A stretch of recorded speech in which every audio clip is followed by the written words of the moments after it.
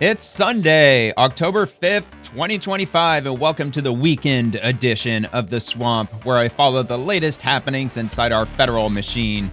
We have the Trump administration laying off massive amounts of federal workers that may be coming up in the next coming days if the government isn't reopened. Also, Greta Thunberg was arrested by the IDF and she was thrown in Israeli prison.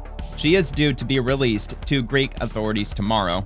The Trump administration looks to assign National Guard and Army Reserve lawyers to serve as temporary immigration judges to combat the huge immigration backlog in the courts. And also, we're still waiting to see if Hamas releases every hostage. Trump said they had until 6 p.m. Eastern Standard Time to release them, and still no word yet, and it's after 6 p.m. as of this recording. We have Democrat politicians also pushing the typical government shutdown nonsense, and I'll check out a few of them. And if you enjoyed the video, please give the video a like if you have a quick second, and subscribe to the channel. It'd mean a lot to me if you subscribe. And I do the Swamp typically Monday through Friday in the evening hours. It's usually posted by around 10 p.m. And everything typically in the video is within the last 24 hours. And any article that you see in my video, it will be linked in the description below, so you can go check it out for yourself. Now, the first thing that I've got is from World of Statistics. It's not exactly swamp related, but I thought it was still interesting regardless. The share of Americans who say college education is very important has fallen from 75% in 2010 all the way down to 35% in 2025, according to Gallup research, only in a 15-year period. It's fallen by what? Half? More than half? Absolutely crazy. And according to Mike Rowe from Dirty Jobs, he says that over 75% of all job positions in the entire country do not require a college degree. So I think people are starting to find out the hard way that college isn't meant for everybody. The majority of people who go to college, they really don't need it. I mean, if you want to get a job in the field that you're going to college for, unless it's either in the STEM field or the medical field or law, things like that, you probably could just get some good old-fashioned field experience and start your career off that way. But I don't know, man. A lot of people have to find out the hard way, and at the cost of a lot financially. So this comes from Newsmax about 5 hours ago. The Trump administration will start to lay massive amounts of federal workers off if President Donald Trump decides negotiations with congressional Democrats are absolutely going nowhere, White House National Economic Council Director Kevin Hassett said. And I believe we have a link to that. Newsmax usually, and down in the comments, they usually link the article. So we'll take a quick look at this. That's really probably one of the biggest bargaining chips that Trump has. When they shut down the federal government, they hand over quite a bit of power over to the executive. And Trump now has the ability to start combing through the federal government and seeing where costs can be cut.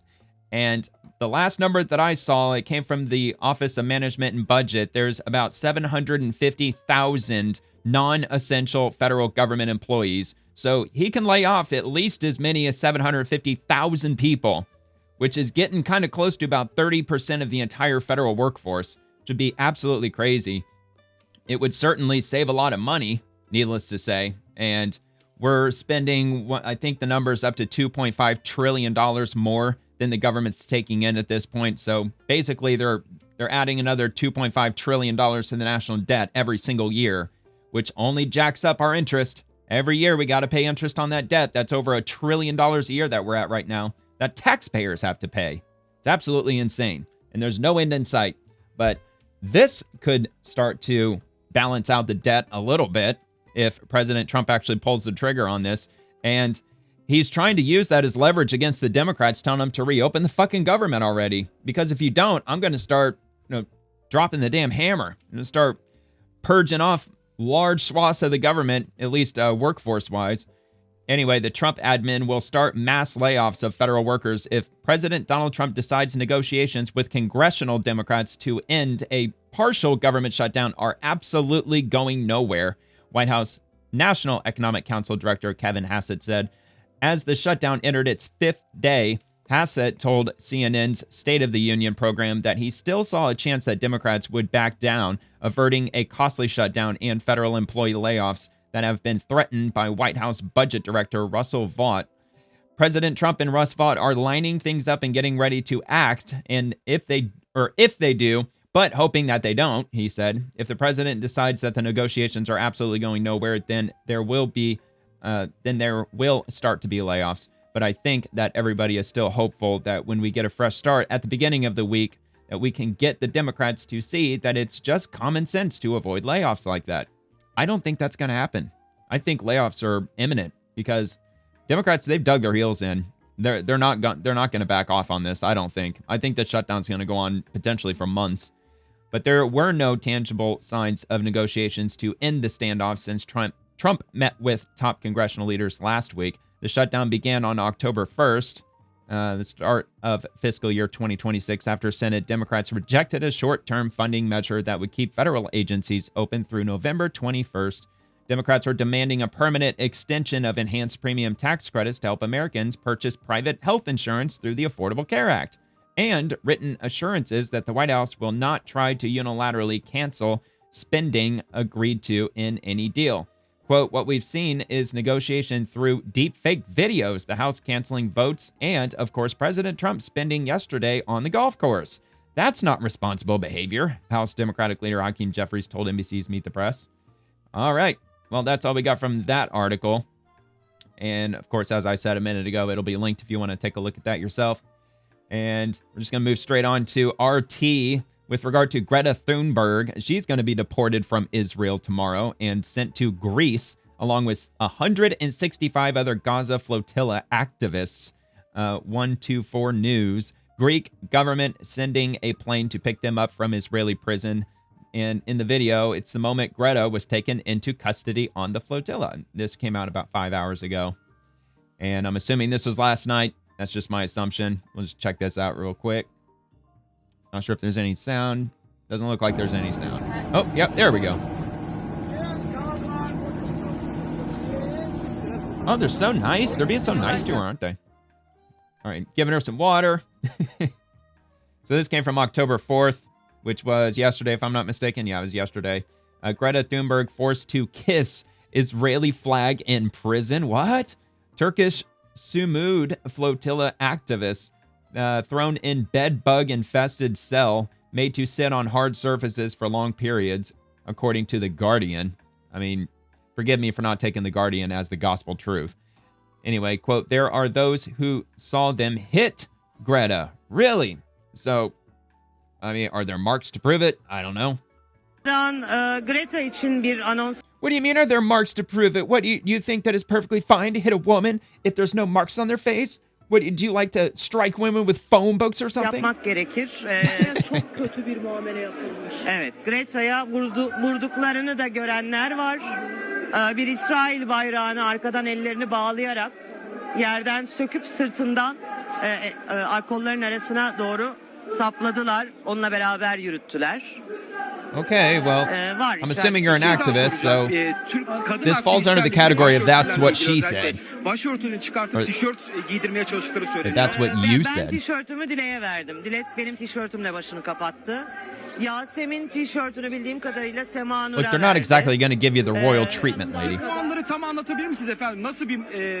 How many fucking times have they told them not to pull this shit? Like 1,000 times. And these dumbasses just keep trying to send quote-unquote food aid. They're not sending food aid, dude. They're just fucking virtue signaling to their cultist lefty, I don't know, cronies. The activist organizations. Muamelesi yapmaya çalıştılar ama bizler suçlu olmadığımız her seferinde onların yüzüne haykırdık.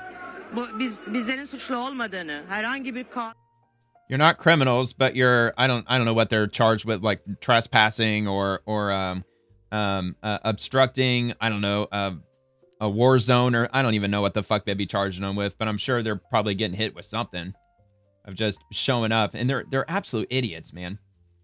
I mean, I think the IDF should just, I don't know, stand aside, just let them do whatever they think that they're doing to try to hand off food and just let the situation just play itself out naturally. I mean, it's kind of ironic that they're stepping in to try to protect these assholes, but they don't want any protection. They just want to be let right into the Gaza Strip and just start dropping off whatever food they have. I'm not even convinced they even have any food. I think they're just doing this just a virtue signal. to all the leftist activist organizations just to try to raise money. All right, from Fox 13, Tampa Bay, the Trump administration is turning to the military to address a growing immigration court backlog, assigning National Guard and Army Reserve lawyers to serve as temporary immigration judges. I'm sure the backlog's probably, in the millions maybe? I mean, I would assume that's probably the case. I would think the article is probably going to give us at least a rough estimate. So the brief is that the Trump admin is assigning military lawyers, which we already heard, after firing dozens from the bench. Really? Temporary immigration judges after firing dozens from the bench. About 100 Army Reserve lawyers will begin 6-month assignments to ease a 3.4 million case backlog. 3.4 million. Good grief. Experts warn the move risks undermining both immigration courts and military justice. So the article reads as follows. The Trump administration is assigning National Guard and Army Reserve lawyers to serve as temporary immigration judges following the dismissal of dozens of existing judges, a move experts say may undermine both the immigration court system and military justice. Training for the first group of Army lawyers begins on Monday, and training for the second group is expected to start in the spring. Man, in the spring. Several former and current military reserve lawyers said they were told. Roughly 100 Army Reserve lawyers are expected to participate, with 50 beginning a nearly 6-month assignment immediately after their training, according to a September 3rd email sent to an Army Reserve attorney and reviewed by the Associated Press. Dig deeper. Let's dig deeper. The administration wants to bring in as many as 600 military-trained attorneys to help make decisions about which immigrants can stay in the country. Advocates are alarmed by the move to use military lawyers to bolster staffing in the backlog immigration courts as President Trump's administration ramps up immigration arrests. Why are they so appalled? I mean, they're lawyers. They're lawyers. Anyway, those courts have years-long waits for hearings, and the number of pending cases has more than doubled in the past 4 years to 3.4 million. Yeah, I mean, something's got to give. I mean, it's going to take them, how many years is it going to take to get all 3.4 million people through? 20 fucking years? It's going to take a really long time. Let's see. I might play that video at the end of the article. It's not exactly pertaining to... Damn, dude, look at all that cash. Shitloads of cash and drugs. Anyway, that's she's delivering remarks in Chicago, Secretary Kristi Noem, with Homeland Security. Anyway, so both the Army and National Guard said they hope to fill the assignments with volunteers. Quote, this assignment provides the opportunity to gain judicial experience in a high-tempo, nationally significant setting, an email sent to members of the Army Reserve's legal command stated, adding that locations and other details will be released later. A notification seeking volunteers sent September 6 to active duty and Reserve National Guard members said ideal candidates will possess experience in administrative law, immigration law, service as a military judge, or a related field. Look, if you serve as a military judge and if you have aspirations to be a judge somewhere out in the private sector at some point, I mean, this sounds like your calling, 100%. Applicants should have sound judgment, impartiality, and a suitable temperament for the role. The Defense Department did not return an email seeking comment. Executive Office for Immigration Review, which runs the immigration courts, declined to comment. In the rule, the agency wrote that many successful immigration judges had little experience in immigration law before taking the job. Well, yeah, that's why they're getting their training. Backstory. Let's see. The Trump admin has turned to the military to support its crackdown on illegal immigration, including troops patrolling the U.S.-Mexico border, National Guard members being sent into U.S. cities to support immigration enforcement efforts, housing people awaiting deportation on military bases, and using military aircraft to carry out deportations. Well, yeah, it's because the Biden administration opened up the floodgates. And for 4 years, there were hundreds of thousands of illegal immigrants pouring in on a monthly basis. What was it, 2 or 3 million a year? And that's just the encounters number. That's just the official number. That doesn't count the entirety of the population of illegal immigrants that flooded into the country. It could be 10 million, it could be 20, it could be 30 million. Fuck, man, we have no idea. Concerns over lack of training, the other side. Immigration judges each manage hundreds of thousands of cases, deciding who gets asylum and green cards to stay in the U.S. The ruling shaped both the lives of immigrant families and the success of Trump's crackdown. Look, a lot of them it really shouldn't be much of a question. Let's say that immigrants came from, I don't know, let's say Peru, for instance, or Costa Rica. Let's say they came from Costa Rica in Central America and they migrated all the way up to America to seek asylum. And it's not like Costa Rica is not a war-torn country, so I would say probably 90% of those asylum requisitions would probably be just overturned on that alone. Or if they're being like religiously persecuted, like, is there anything like that going on in the region? Are there large amounts of people like that? They're going to have to figure out whether or not if they've got anything to stand on with regard to asylum. Plus, the U.S., the law that I understand in the U.S. is that if you're applying for asylum, you have to be applying to asylum in the nearest country that your nation borders that is not war-torn or is persecuting people like you for whatever you're being persecuted for.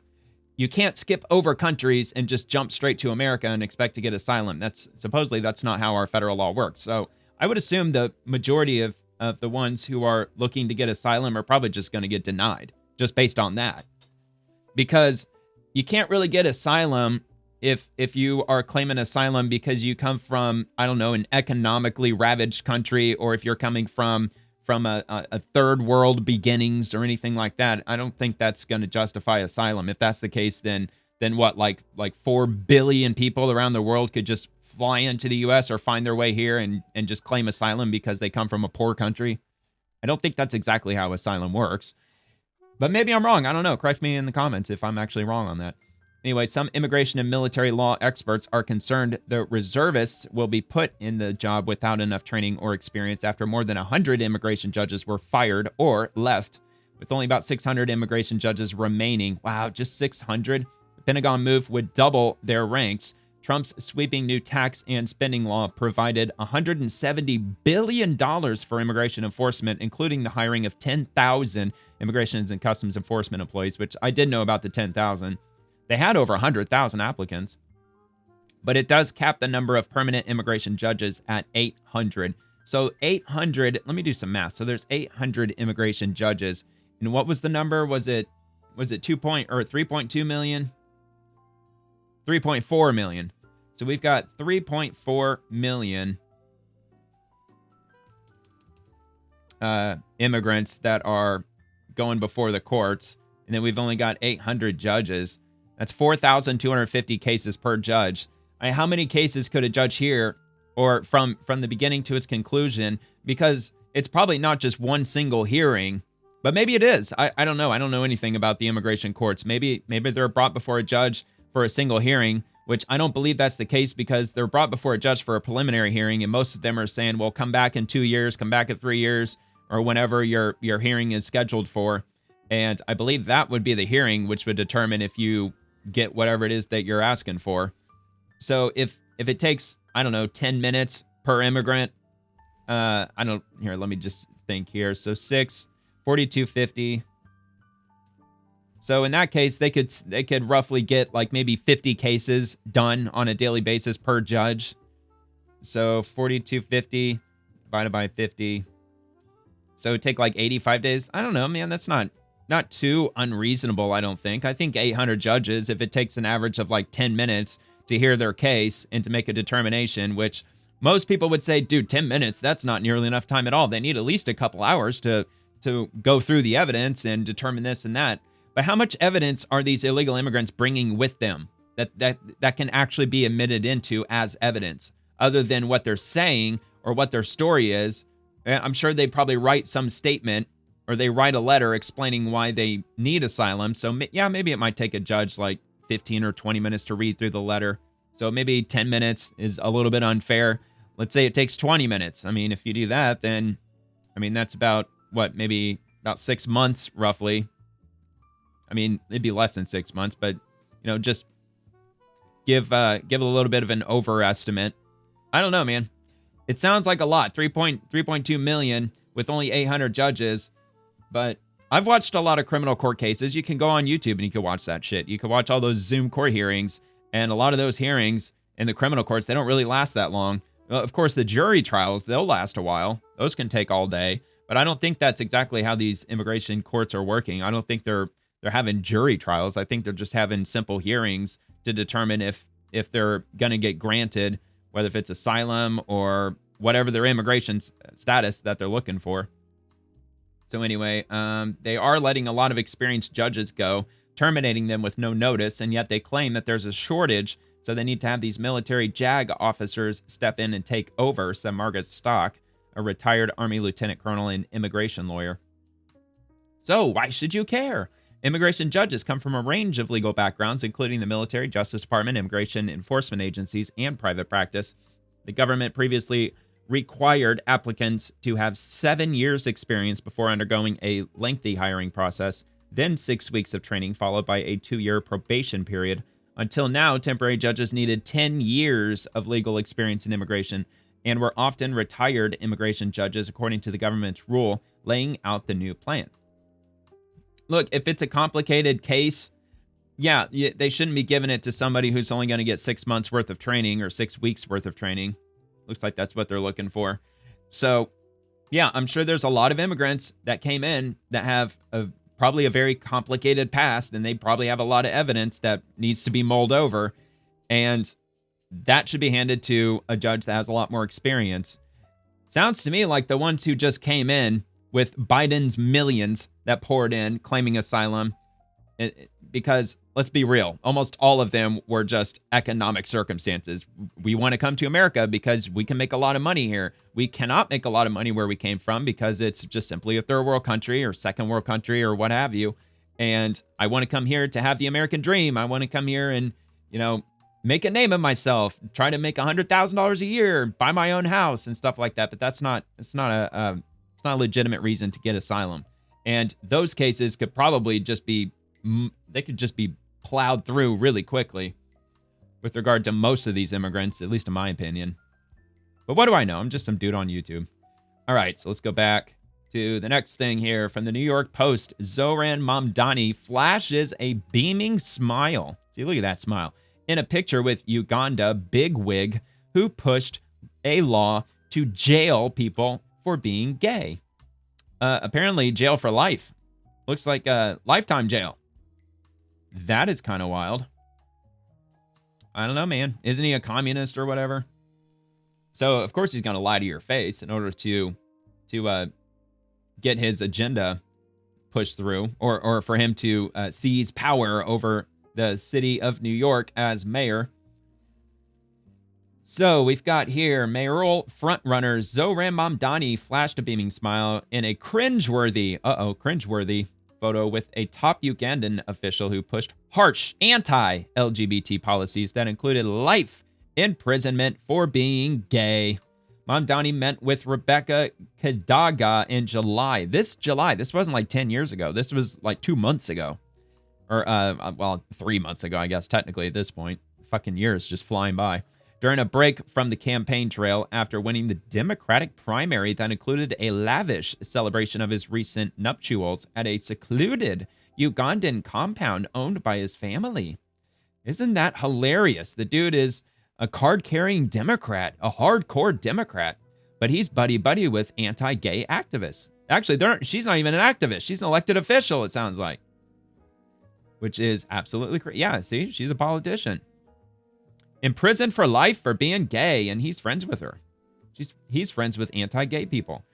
Delighted to meet with Zohran Mamdani, incoming mayor of New York City. Good luck in the next phase of elections, Kadaga said in a caption of a photo of her with a grinning Mamdani.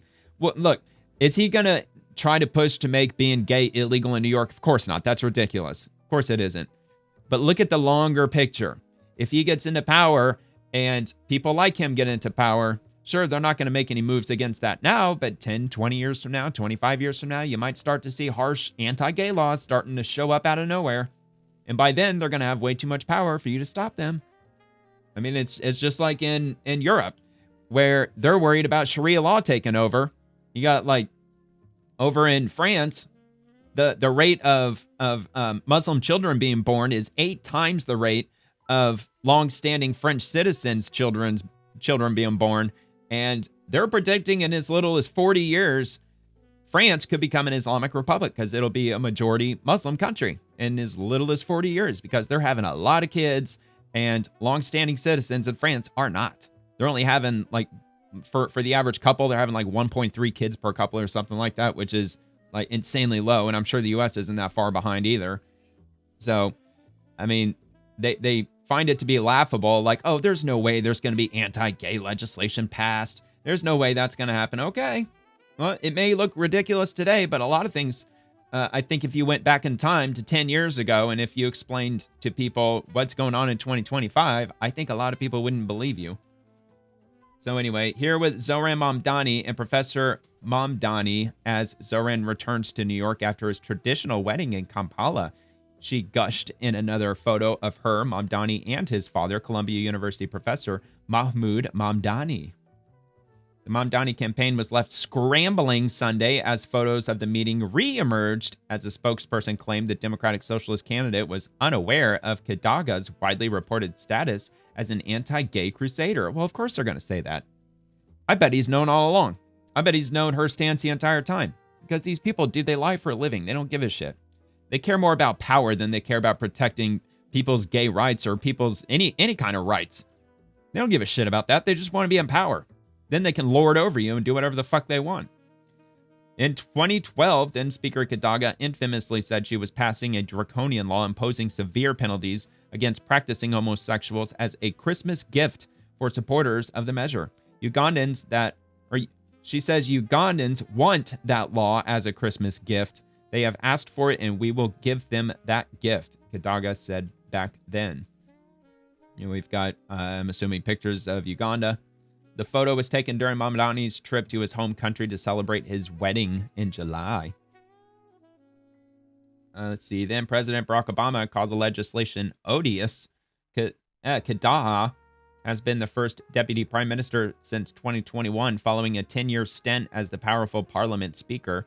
In 2024, the Ugandan government passed a law that further criminalizes LGBT people. So Mamdani, he's from Uganda, right? Isn't one of his parents born there or something like that? Or I don't know. For all I know, he might have been born there. But I don't think so. I think he was born here, right? Not totally for sure. So yeah, in Uganda, Uganda's president signs anti-gay bill. Makes it law. So let me just take a look. I'm just curious to see what the penalties are, what exactly it is.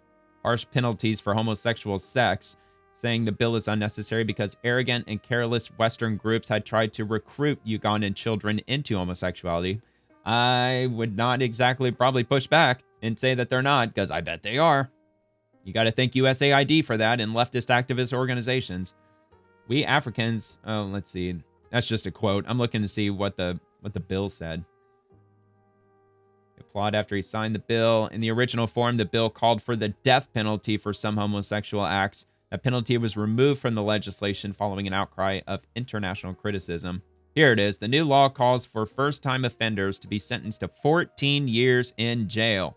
It also sets life imprisonment as the maximum penalty for a category of offenses called aggravated homosexuality, defined as repeated gay sex between consenting adults, as well as acts involving a minor, a disabled person, or where one partner is infected with HIV. So in Uganda, if you get caught being gay, you're going to prison for 14 years as your first offense. See, first-time offenders, 14 years in prison. And if you get caught after you finally get out 14 years later and they catch you doing it again, looks like you're going in for life. This bill is widely popular in Uganda, so let that sink in. It's widely popular there. Where Mamdani, at least that's what it seems like he's from there. But international rights groups have condemned it as draconian in the country where homosexuality is already criminalized. Some European counties threatened to cut aid to Uganda if the measure is enacted, and U.S. President Barack Obama warned that signing the bill would complicate this East African country's relationship with Washington. Well, he signed it, right? Sounded like he signed it. Damn, dude, this is old. This is really old. When was this? 2014. Okay. That was more than a decade ago. All right, so that's about it. I don't really want to read any more of this. I mean, I'll link it if you want to check it out in the description. It's a long article, man. So yeah, he's catching flack for that, Mamdani, but it's probably not going to make any difference. It sounds like he's going to win regardless, which, I mean, why the fuck should I care? I don't live in New York City. I don't ever plan on going there my whole life. I'll just stay where I'm at. Although it is the biggest city in the country, I'm sure that, it's going to affect all of us one way or another, maybe taxpayer-wise, financially. federal money going into New York City, that whole song and dance. New York Post, Trump wants Hamas. Trump warns Hamas will face complete obliteration if the group doesn't cede power. Yeah, because Hamas, they want a seat at the table. They don't want to hand over all power to this new board. They're establishing a governing board of individuals that are independent of the situation in Palestine to govern as the region is rebuilt. So President Trump expressed wariness on Sunday about whether Hamas has truly wanted lasting peace and warned the terror group they would face complete obliteration if they refused to cede control of Gaza, as Israeli Prime Minister Benjamin Netanyahu insisted all hostages will be freed in the coming days. I thought the deadline was today at 6. That's what I kept being told. As Israeli and Hamas negotiators hash out Trump's 20-point ceasefire deal, the president said the terrorists must adhere to all the demands listed, including calls to disarm and abandon power over the Gaza Strip, which the group has ruled for nearly 20 years. I thought it was 30 years. I thought they elected them back in like 1992 or something, and they've been in power ever since. Anyway, if Hamas fails to comply, it would result in their complete obliteration. On Friday, Hamas agreed to release all Israeli hostages, both dead and alive, but it would not commit to disarmament or relinquishing power in Gaza to an international force. Well, it sounds to me like they're not going to release hostages either, because that's really like the biggest bargaining chip they've got. When pressed by Tapper on whether Hamas was truly behind the ceasefire deal, the president said, "We will find out. Only time will tell." However, Trump noted that Netanyahu was fully on board with his vision for peace, with the prime minister allegedly agreeing to end Israel's bombing campaign in Gaza to support Trump. I don't get why Trump is talking to fucking Jake Tapper, dude. Why are you still giving them an audience? I don't understand that. Trump's plan calls for an immediate ceasefire in exchange of all the 48 hostages, a staged withdrawal of the Israeli army from Gaza, the disarmament of Hamas, and the creation of a transitional government spearheaded by an international body. After negotiations, Israel has agreed to the initial withdrawal line, which we have shown to and shared with Hamas, Trump wrote on Truth Social. When Hamas confirms the ceasefire will be immediately effective, the hostages and prisoner exchange will begin, and we will create the conditions for the next phase of withdrawal, which will bring us close to the end of a 3,000-year catastrophe. Yeah, because Israel, they're releasing a lot of prisoners to Hamas. So that's happening too. It's not just the hostages. They're actually releasing like 250 prisoners that they had captured during this whole situation, I'm assuming since October 7th of 23. And Trump also told reporters on Sunday that the outcome of the ongoing negotiations will be revealed in the next couple of days, adding there might be changes. Okay, so we're not going to get any obliteration happening tonight, at least. Let's see. Netanyahu vowed that the hostages would be freed during Jewish holiday of Sukkot. I don't know how to pronounce that. I'm not Jewish. Which lasts from Monday to October 13th. During his first public response to Trump's deal on Saturday, Netanyahu also hailed it as a complete victory for Israel while claiming it would not have been accomplished without the nearly 2 years of war in Gaza. Prime Minister also suggested he was the one who coordinated the latest peace deal, all while insisting that his resistance to international calls to end the bloody war was necessary to apply pressure on Hamas to accept the ceasefire proposal.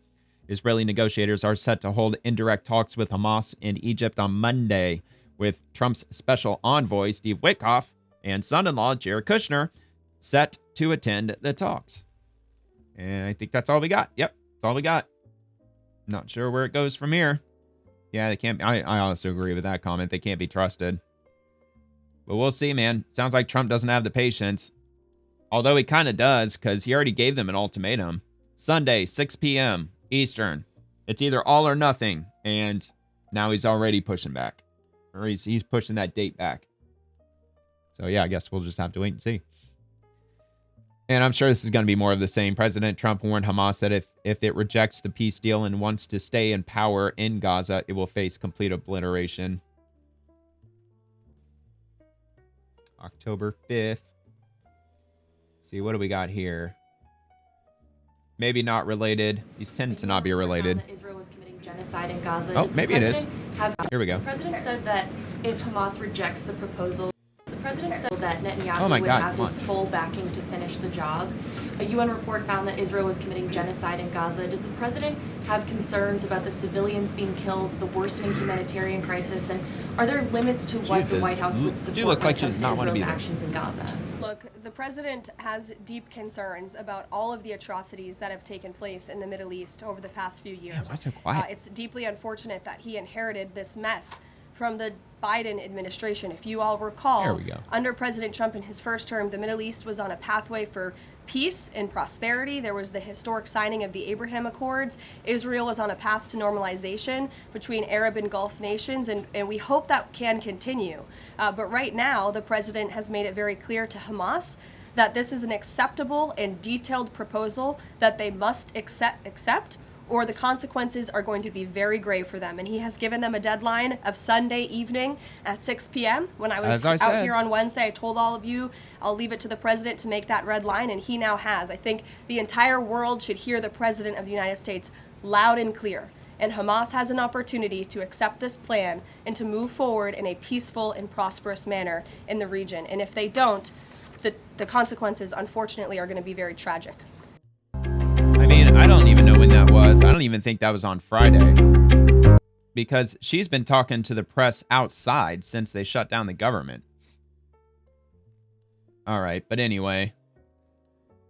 Let me just see if there's anything different in here. Probably not. He warned Hamas if he rejects the peace deal and wants to stay in power in Gaza, will face complete obliteration. Yeah, so that's the... Oh, no, are they pay... Oh, damn it, dude, they're paywalling. Washington Examiner. What the fuck, man? Again, with the paywall. Oh, my God. As if I have expectations that it's not going to paywall me eventually. All right, all right. I mean, I could probably look for... Well, not probably. I certainly can look for it. Let me see if I can find it. That interview with Jake Tapper and President Trump.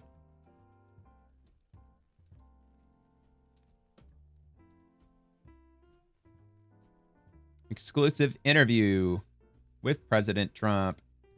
It's only 2 minutes. What was that, 8 hours ago? We're in Washington, where the state of our union is praying for peace. We begin with breaking news, my exclusive new interview with President Trump on the prospect for a ceasefire deal between Israel and Hamas, almost 2 years to the day after the brutal Hamas attacks on Israel, as the president sends out a negotiating team to try to hammer out the details of this deal, in which Hamas has agreed to return the Israeli hostages, but several points remain quite unresolved. The president answered my questions on text about his hopes for this nascent deal. I asked him, what happens if Hamas insists on staying in power in Gaza? The president said, complete obliteration. Then I said, I assume you saw that Senator Lindsey Graham interpreted Hamas's response as a rejection, since Hamas insisted on no disarmament, keeping Gaza under Palestinian control, and tying hostage release to negotiations. Is Lindsey Graham wrong? The president said, we will find out. Only time will tell. I asked him, when will you know if Hamas is truly committed or just stringing the world along? And is Prime Minister Benjamin Netanyahu on board with ending the bombing, as you called for? Yeah, he's on board. And whatever else you need him to do to make this peace proposal a reality. The president said yes on Bibi, soon on the rest. I said that I thought the Arab League calling on Hamas to not be part of any future leadership in Gaza, Palestine, was a remarkable step. Are they committed to seeing your plan implemented? And will they help with funding and a law enforcement presence or whatever is needed? I said I hoped peace would become a reality. The president said, I hope, and that he was working hard. I also asked the president, how do you think they call this an interview? That's hilarious. He said, good, we are winning and cutting costs big time. I asked a few other questions on text, still waiting for a response on those. Yeah, I'm sure. You're probably going to keep waiting for a while. All right. Well, we didn't really get anything new out of that. All right, I guess. Okay. So we'll just move on. I came across this. It's not swamp related. But anyway, Fox Sports, Mark Sanchez arrested after stabbing incident in Indianapolis. Didn't he... Like, he stabbed somebody else, but I don't know. I don't know. I read that he got stabbed too or something, but then he also got arrested. So I figured I'd just play it out. It looked like it was trending earlier. We'll just take a look at this. Former NFL star Mark Sanchez is facing legal trouble. The Fox Sports commentator has been arrested following a stabbing incident in Indiana that left him hospitalized, with the Indianapolis Metropolitan Police Department sharing that they responded to a, quote, physical disturbance involving Mark during the early morning hours of October 4th. The altercation resulted in the retired quarterback suffering, quote, injuries consistent with stab wounds. Hours later, the department shares in a statement that upon, quote, further investigation and following consultation with the Marion County Prosecutor's Office, IMPD arrested 38-year-old Mark Sanchez for his alleged role in this incident. Sanchez was arrested at the hospital for battery with injury, unlawful entry of a motor vehicle, and public intoxication, all which are misdemeanors. They continue. All right, here. Oh, well, Sanchez is still in the hospital and has not been booked into the adult detention center. All right, let me go back and just make sure. Okay, yeah, so Marion County Prosecutor's Office, okay. Yeah, they might read the rest of it. The Marion County Prosecutor's Office will make the final charging decision. Following the stabbing, Fox News released a statement of their own saying, Mark Sanchez was injured in Indianapolis on Saturday and is currently recovering in the hospital in stable condition. We are deeply grateful to the medical team for their exceptional care and support. It says he was only getting misdemeanors for this? Mark, and we ask that everyone please respect his and his family's privacy during this time. Yeah, but it sounds like it was his fault. News has reached out to Mark's rep as well as Fox Sports for comment regarding his arrest, but hasn't yet heard back. Okay. All right. Well, there you have it. I don't watch sports. I just saw it in the news. Figured I'd just make a note of it. This is from DOW Rapid Response Secretary of War Pete Hegseth joined the Naval Academy as they set a new Guinness World Record with 3,068 people doing push-ups simultaneously for 1 minute. This happened, I think it was yesterday. Holy shit! Oh my god, that was loud.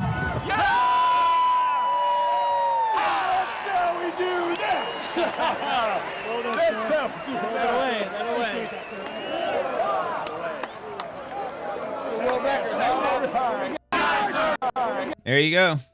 Doing push-ups, breaking records. Doing the push-up, breaking records. Hegseth helped set world record at Navy football game for most people doing push-ups at the same time.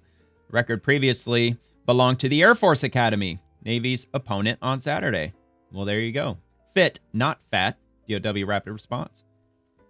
And from the Department of State, quote, there's a plan. It's being executed. It has the money. It has the support. It has the expertise, and it's moving forward. Everyone has agreed to the parameters of it. Secretary Rubio on the president's historic plan for ending the Gaza conflict. So I've got a few different clips of Secretary Rubio talking with Meet the Press this morning. As I say, I think they also get into the Venezuela situation with the drug runners, the narco terrorists, and everything. But I grabbed like 3 or 4 of these, so I'll just play them out one by one. Everyone has agreed, including Israel, that eventually, at some point here, as this process plays out, Gaza will be governed by a Palestinian technocratic group that's not Hamas, that are not terrorists, with the help and the assistance and the guidance of an international consortium like the Board of Peace, etc. That is the goal. I thought it was like some independent organization or something. Mr. Secretary, weeks, months, years? Well, that'll take. It'll take a while, probably. I mean, you can't set up a governance structure in Gaza that's not Hamas in 3 days.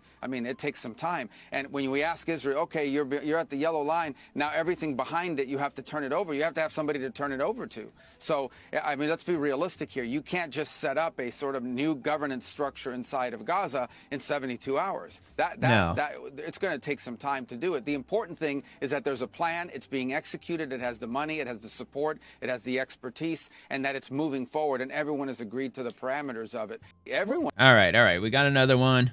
Let's move on to the next one. It's just another quote, and it has to do with Hamas and Palestine. Give this a play. It's a bit longer. We've always said that if there's going to be a two-state solution, it has to be negotiated with Israel. It has to make sure that Israel's security is taken into account. And so I would argue that I wouldn't say this is a new policy position. What I would say is, you want She's to be really able to eager have to ask Gaza him questions, isn't a she? place Israel has no interest in governing Gaza. They want to turn it over to somebody, some organization that will govern it, that will not build tunnels and sponsor terrorism and come across the line and kidnap, rape, and murder Israelis. That's who they want to turn it over to. That's not cool. And right now that doesn't exist. That has to be built. That's bad. But, Mr. Secretary, in terms of where the administration stands, yes or no, does the Trump administration support That's not a yes or no Palestinian question. statehood? That's a process. No, but that's not a yes or no question. That's a process. Ultimately, at the end of the day, we've always said this has been the consistent position of this administration, of myself, and of a lot of people that have watched this for a very long time. In order for that aspiration to even be credible, it has to be realistic. We can't have a Palestinian state that's governed by Hamas or by some terrorist organization whose stated purpose for existence is the destruction of the Jewish state. That would never work. And death to America. Until Gaza is governed by people that are not interested in destroying Israel, until there are no security threats emanating against Israel from Gaza, forget about statehood, you're not going to have peace. So we have to create the conditions for that. That's going to take a while. And that's going to be part of what these negotiations are about in the days to come. But right now, the priority, number one, is to get the hostages released. If we can't even get an agreement on the hostages being released, you ain't going to have long-term peace. All bets are off. So let's get that piece done. It's the most important, and then we can move to phase two, and it'll give momentum to the rest of the effort. But this is not going to be easy. No one said this is going to be easy. We are dealing with something that's been going on for a very long time. Very, very long time. We got another one from Secretary Rubio himself. We're not dealing with the political movement. We're dealing with killers, savages, and terrorists. But what gives us hope is the coalition the president has built that is pushing in the same direction with us to get the hostages released and the conflict resolved. And he's replying to the Department of State. And it looks like it's another quote from him in this video. That's hilarious how they froze it there. Movement, we are dealing with killers and savages and terrorists. That's who we're dealing with. That said, what gives all right, looks like we already watched this one. At least there now is well, maybe not. Maybe not. For how all this can come to an end and those hostages can be released. What gives you hope here is the fact that different program, Fox News. This entire endeavor, you have the United Arab Emirates, you have Qatar, you have Saudi Arabia, you have Turkey, you have Egypt, you have Jordan, you have Indonesia, you have all these countries, the European countries, all lined up behind a plan and putting a tremendous amount of pressure to make it happen. And President Trump's the one that put that together. He put together this coalition pushing in the same direction with us to try to get this, not just the hostages released, but this thing resolved. So I understand the hope and the dread because many of these hostage families have been living, they've been living this for over 2 years, but they have seen other efforts in the past fail. They have seen efforts to release 2 years and 2 days. That didn't include their loved ones. So we understand that, we do. And that's why everyone from the highest levels of our administration are so committed to getting this done. That's why even as I speak to you now, talks are ongoing between the mediators to create the conditions and the logistics so we can get those hostages out ASAP. We'll see. Hopefully that'll happen this week. Looks like they only got a couple of days to make that happen. At least that's what it appears. Another one from the Department of State, bit shorter. But ultimately, we work for the president. He's providing guidance. And I would say that this Gaza deal would have been impossible without President Trump. I don't know of any other president in my lifetime that could have put together the deal that brought all of these countries together on one side, pushing forward on it. Now, we still have to execute. We still have to make Abraham it happen. Accords probably helped with that, too. These countries have to agree. Hamas has to agree. But we wouldn't be where we are right now were it not for the president. And we work for him, and he's the one the American people elected. Amen. Yes, it is. Department of State, got one more here. Looks like, wait a minute. Actually, I think we already played that one. Yeah, I believe I already played that one. So, yeah, it looks like from there, we're just going to move on to the next thing. From Winsome Earl Sears. New ad, Jay Jones dreamed of murdering 2 young kids and their dad over politics, and Abigail Spanberger wants him to be the Attorney General. I talked about this yesterday. Absolutely crazy. I read the text messages yesterday on one of the videos, or on the video that I did late last night. So here's this. News from the campaign trail. Jay Jones is under fire tonight. It's like a compilation. Jay Jones is under fire after messages he sent in 2022 saying former Virginia House Speaker Todd Gilbert should be shot. I'm excited about this ticket.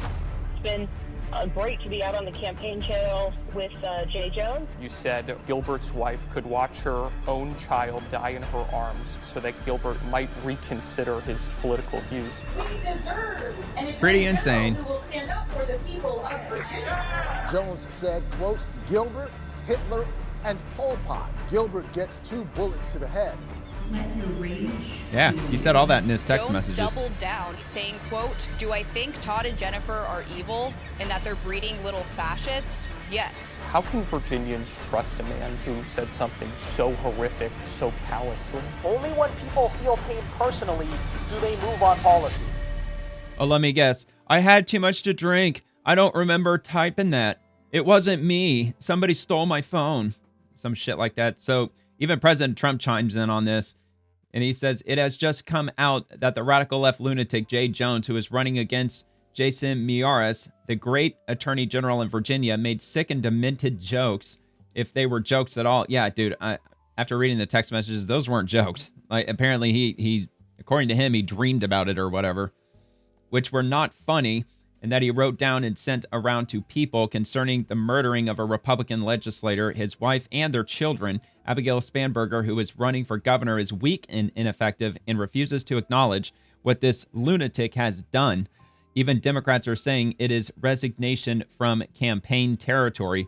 Democrat Jay Jones should drop out of the race immediately, and the people of Virginia must continue to have a great attorney general in Jason Miyares, who, by the way, has my complete and total endorsement. Jason will never let you down.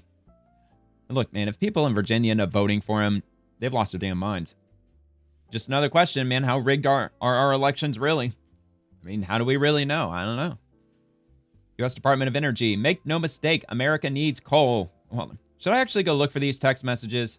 I feel like that I probably should. Let me see. Let me just see real quick if I can dig those up. If I can find them.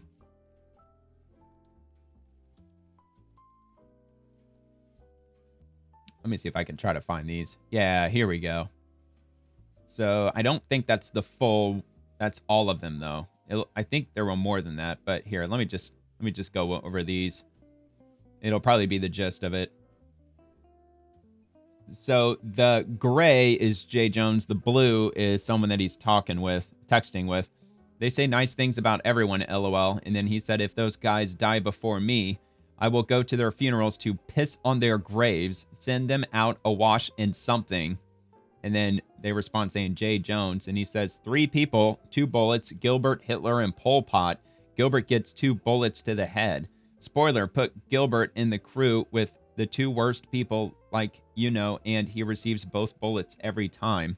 Jay, please stop. And he says, LOL, okay. And then they say, it really bothers me when you talk about hurting people or wishing death on them. You weren't simply asking questions and you know it. And he says, I genuinely was. I wasn't attacking you. I was trying to understand your logic.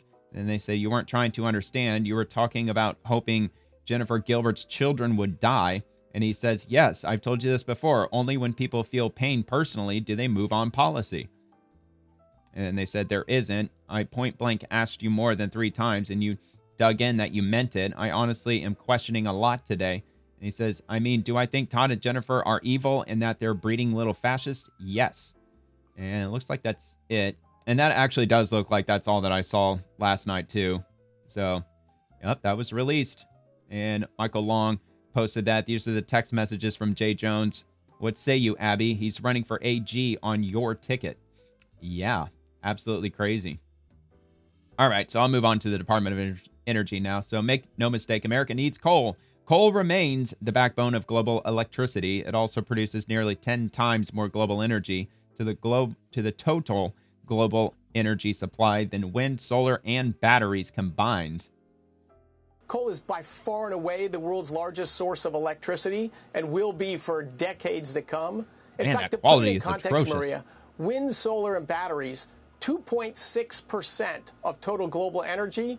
Coal's 28%, more than 10 times bigger than wind, solar, and batteries put together. That's just a backbone of our planet. And we have awesome probably a lot more than 10 times, in the United States. Real. We're going to export more of that coal. We're going to use it for American industry, particularly as we reindustrialize. And it's going to continue to provide 16% of our electricity and enable us to reindustrialize and win the AI race. Yeah, we'll see. I know that the Trump administration, they just opened up about 12 million acres of leasing for coal speculation, coal mining, all that good stuff. And moving on to Adam Shifty Schiff. Every Democrat is committed to doing everything possible to protect Americans' health care. Yeah, except unleashing Obamacare onto the public now that tons of people have to pay well over $1,000 a month on their freaking premiums, which was occurring before even COVID started. A family of 4 in Anaheim or Oceanside will have to spend up to $1,000 more each month if we can't strike a deal.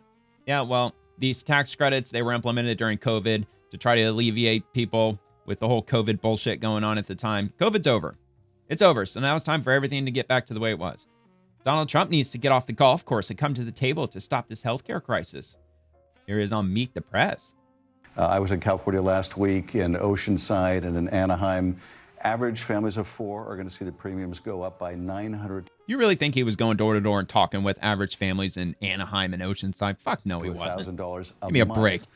No one can afford that, and that's going to happen all across the country. So I think all my colleagues... You're right, dude. Nobody can afford Obamacare. Nobody can afford the Affordable Care Act. Healthcare.gov. People can't afford this shit, dude.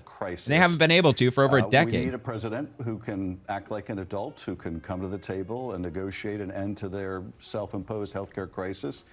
Right now, we don't see... Self-imposed healthcare crisis. Obamacare was completely self-imposed by Donald Trump himself, we see Trump out on the golf course. We see the speaker he's not a habitual liar. Colleagues not to even come to session, that there's no work for the federal government to do, apparently. That's completely unacceptable. Dude, aren't you going to get indicted any day now for a slew of financial fraud and fucking mortgage fraud and all that shit? I'm still waiting on that. I thought his indictment was going to come up just a couple of days after Comey. Anyway, Senator Patty Murray, Republicans are telling us we have to wait to even talk about stopping healthcare premiums from doubling. But billionaires didn't have to wait for the tax breaks they didn't even need.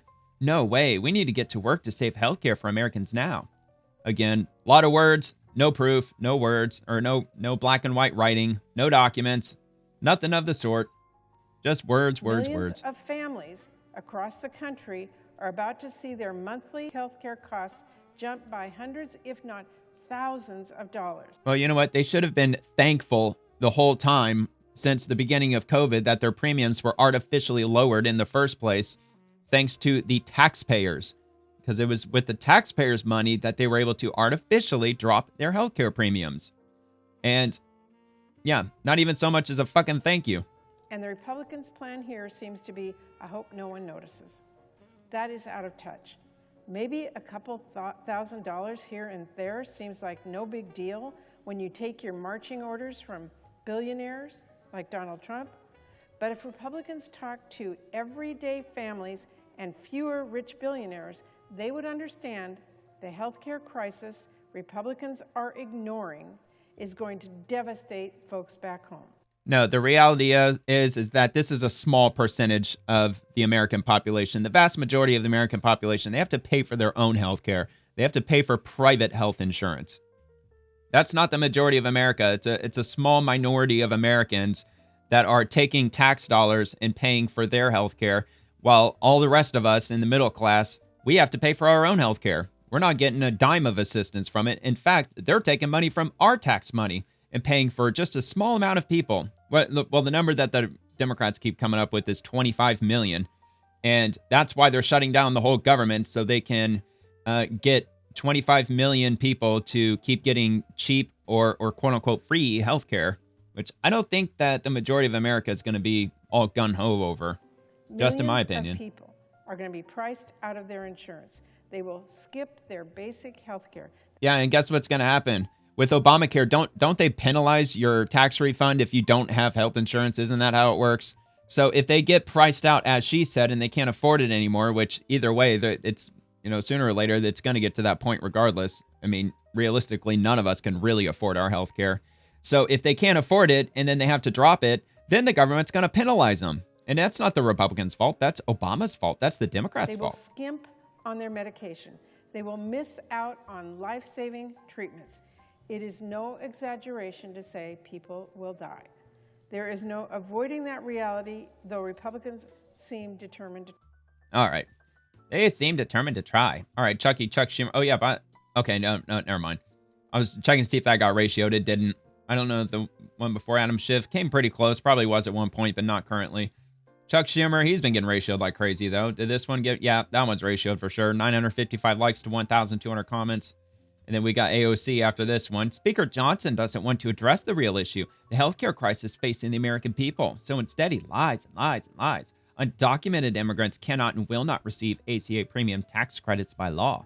It's all just a distraction by Speaker Johnson. It's just interesting. This is the one single thing that they're standing on now. That they don't care about the Palestine thing anymore, don't care about the Ukraine thing anymore. Like, they don't care about all these other things that they've been standing up on.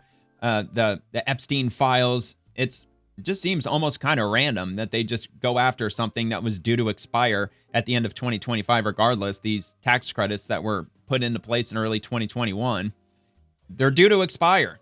And it's because they expected COVID to be over with by the end of 2025, and they're correct. And it's just weird that they're just standing on this when it only affects a small minority of people, a really small minority of people who vote Democrat. This isn't only benefiting Democrats as far as extending these premium tax credits or health insurance credits. It's going to benefit probably a lot of Republican people too.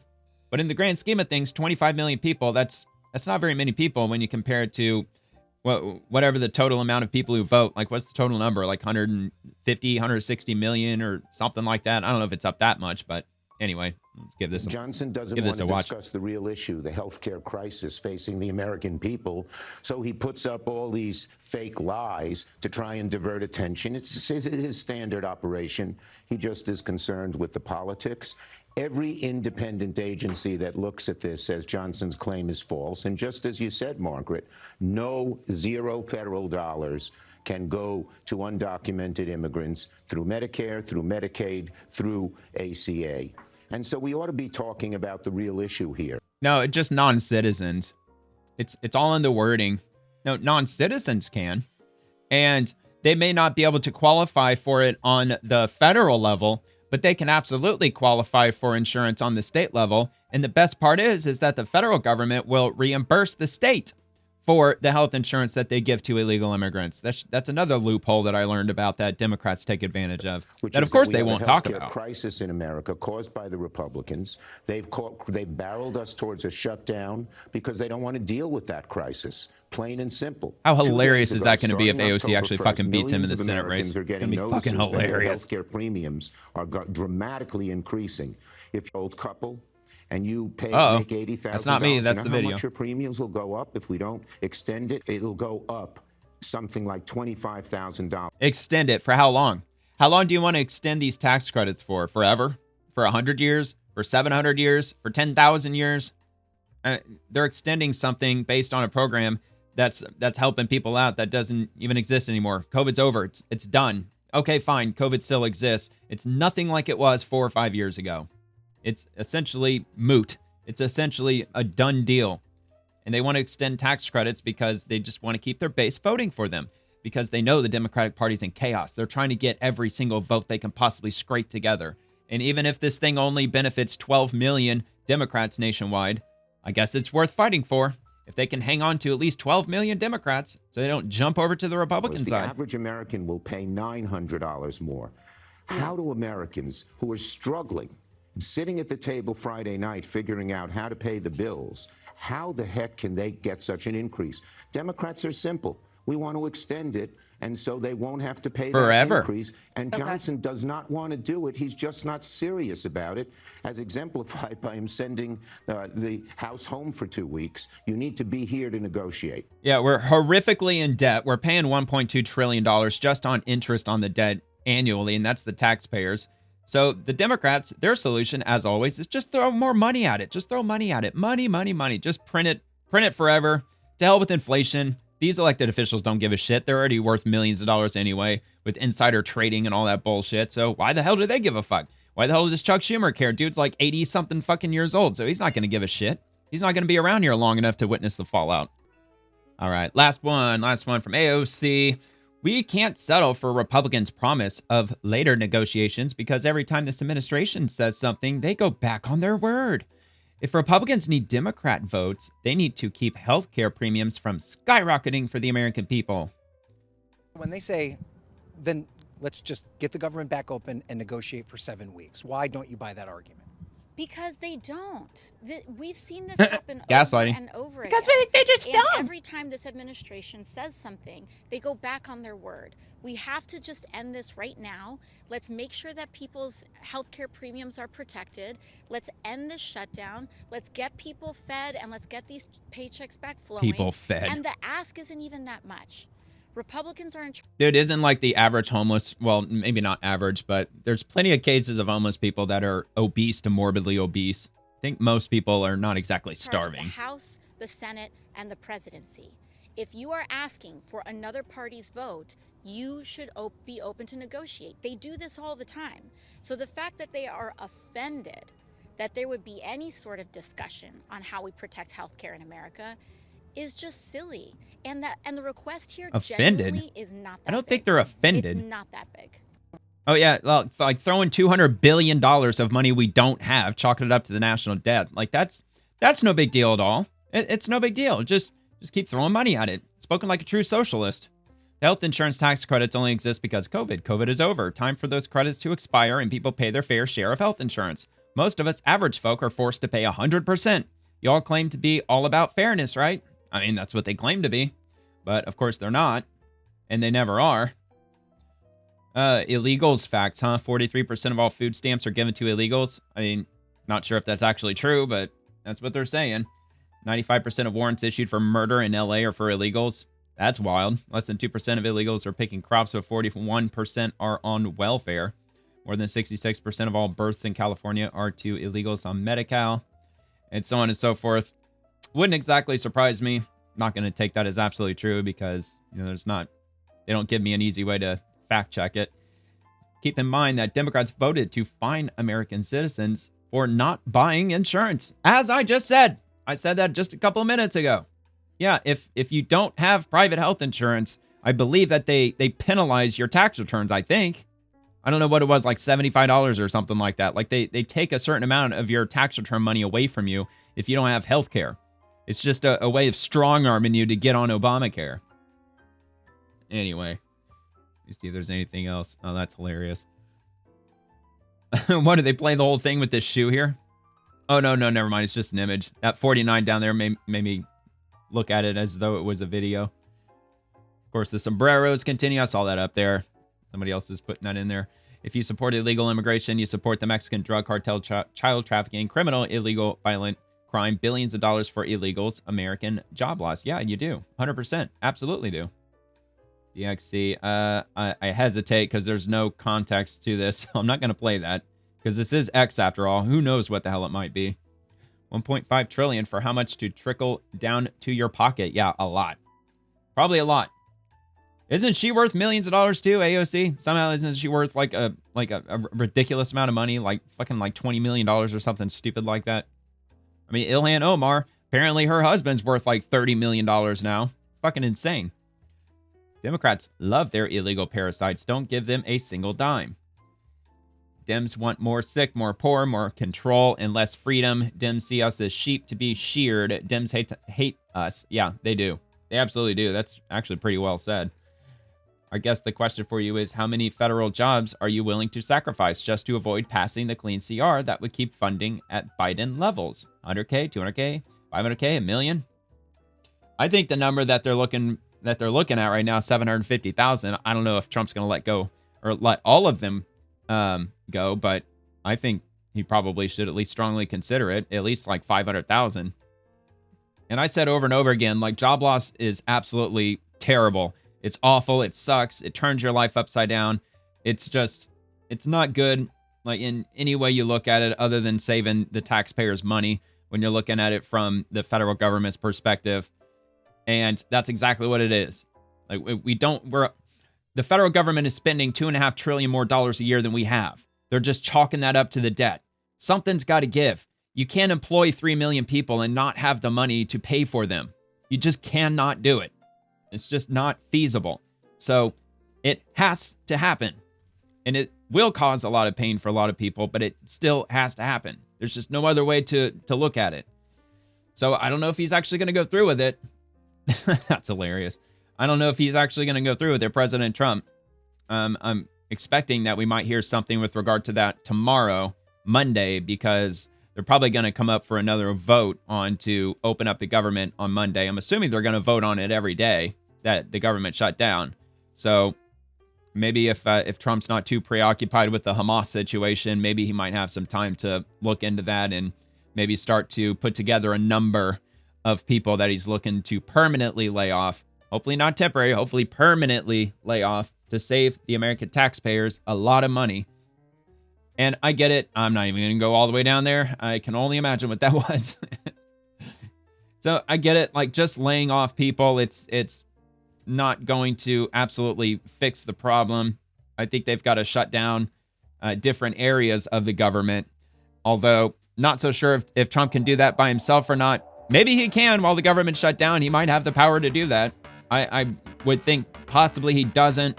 Not so sure, but it's going to be an interesting next couple of weeks, maybe even the next couple of months, because I don't think that they're going to be opening the government back up anytime soon. But just a last real quick thing, the shutdown, 4 days, 20 hours, 20 minutes, 27 seconds. So we're almost at 5 full days going into the 6th day of the shutdown tomorrow. And I'm probably just going to keep that ticker up there. I mean, why not? In the show that I do Monday through Friday, it's called The Swamp. It's all about the federal government, the bureaucrats, and the elected officials and everything. So anyway, if you enjoyed the video, please like the video and subscribe to the channel. It would mean a lot to me if you subscribe, and I'll drop a new show of The Swamp Monday through Friday. Usually gets uploaded around 10 o'clock p.m., and it covers the swamp and everyone living in it, the politicians, the bureaucrats, the agencies, and everything else. And by the way, every article that I showed in the video today, it's all linked in the description if you want to check out any of those. And I also post daily episodes over on X too, so feel free to comment over there if you'd like. And I thank you very much for watching. Hope you had a great weekend, and I hope you have a great week ahead. And God bless America.